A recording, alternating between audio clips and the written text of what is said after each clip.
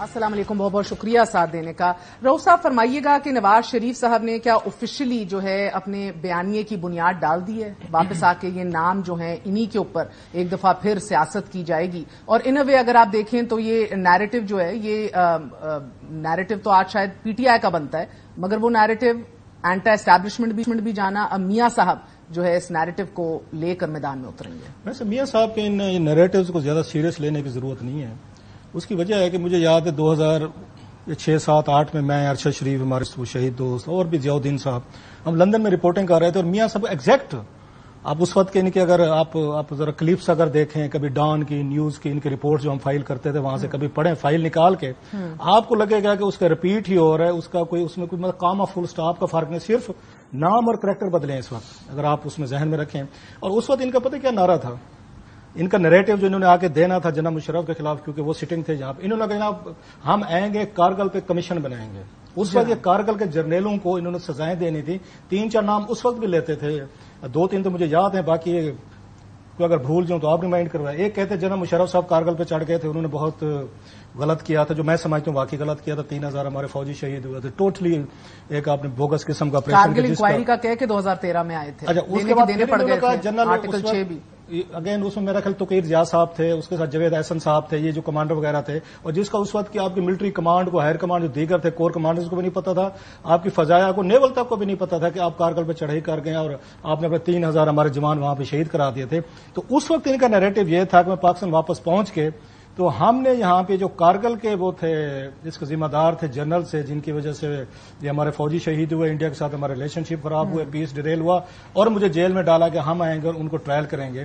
اور وہ 4 سال وہ یہاں پہ رہے تھے وزیر اعظم، اگر آپ کو یاد ہو. تقریباً ایک دفعہ بھی یہاں جوڈیشل کمیشن کا نوٹیفیکیشن جاری نہیں ہوا تھا. ریزن کیا تھی کہ آپ نے اس وقت کے اسٹیبلشمنٹ کو یہ تھوڑا سا ڈرانا تھا، دبکانا تھا. یہ ہمارے یہاں پہ جو لیڈرشپ رہی ہے، ایک چیز نا ان کو سمجھ آئیے کہ جتنا آپ اسٹیبلشمنٹ کو دبائیں گے، ان کو بلی کریں گے، ماضی میں ہوتا رہے، مزاحمت ہوگی تو یہ آپ کو پاور میں لے کر آئیں گے. مثلا انہوں نے نواز شریف صاحب نے ان کو آگے ہٹ کیا اس وقت، جناب مشرف صاحب نے کمپنی کو، انہیں پتا تھا کہ جناب کیانی صاحب ان کمپنی جو ہے اگر جو ان کا گروپ ہے اس وقت جناب مشرف سے ڈسٹینس پہ، لہٰذا انہیں سوٹ کرتا تھا کہ اسٹیبلشمنٹ کو وہ کریں.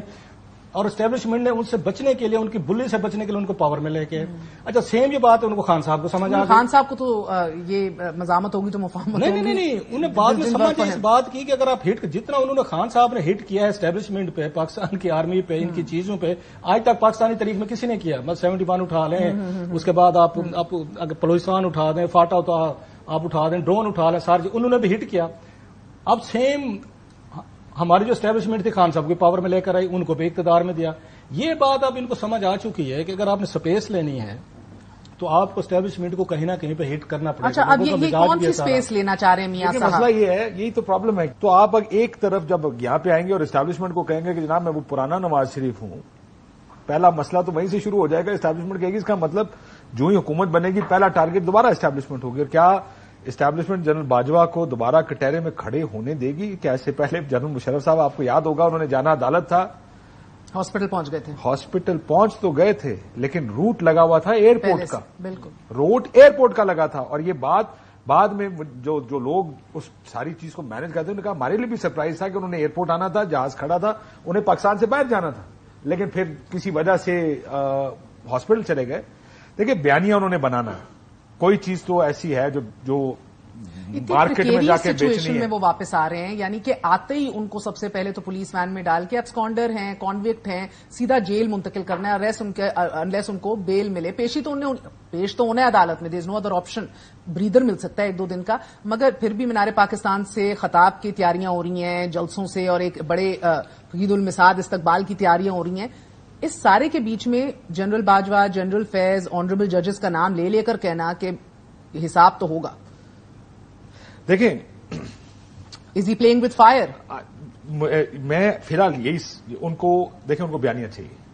وہ واپس آ کے کیا کارکردگی کی بات تو کر نہیں سکتے. 16 مہینے مسلم لیگ نون کی حکومت رہی ہے، سو کارکردگی is not a ceiling point. ظاہر بیٹھ کے لندن میں سوچا ہوگا ایسا کیا کر سکتے ہیں جس کو ہم آگے جا کے سیل کر پائیں، یا جس کی بنیاد پر ہم جلسوں میں تقریریں کیا کریں گے. تقریر یہی ہوگی کہ آپ نے 2016-17 میں مجھے نکالا، اس وقت کے پاکستان کے اسٹیٹسٹک کیے تھے، یہ لوگ ذمہ دار ہیں، یہ 5 لوگ ذمہ دار ہیں، اور زیادہ ہٹ کریں گے اسٹیبلشمنٹ. اس سے پہلے بھی کوشش کی تھی، ہوا کچھ نہیں.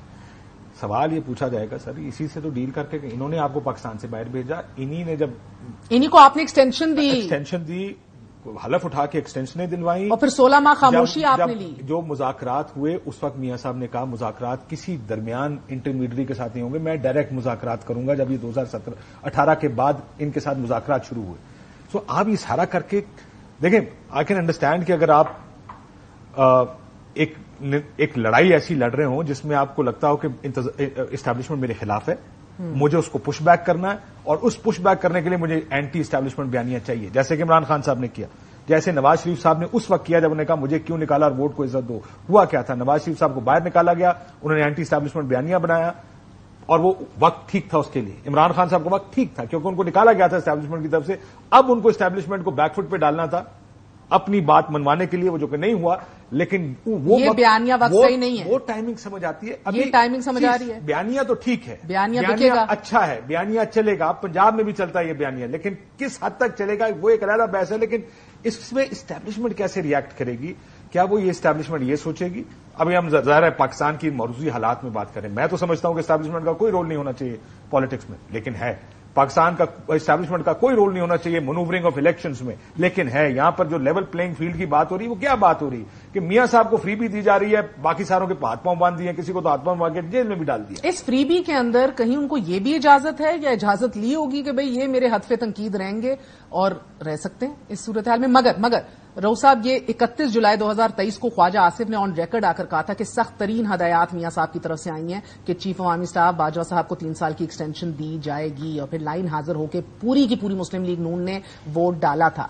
تو مجھے یہ بات بتائیے گا, اور اس کے بعد جاتے جاتے ہم نے ابھی دکھایا بھی ابتدائی میں شہباز شریف صاحب نے شکریہ بھی ادا کیا باجوہ صاحب کا, ابھی شکریہ ادا کر رہے ہیں, اب ان کو کہہ رہے ہیں کہ ان کو چھوڑیں گے نہیں. بڑے میاں صاحب کہہ رہے ہیں, چھوٹے میاں صاحب شکریہ ادا کر رہے ہیں. کیا ہو رہا ہے یہ؟ ابھی کاشف کہہ رہے تھے کہ بیانہ چلے گا, بکے گا. میری تھوڑا سا ڈفرینس آف اوپینین ہے.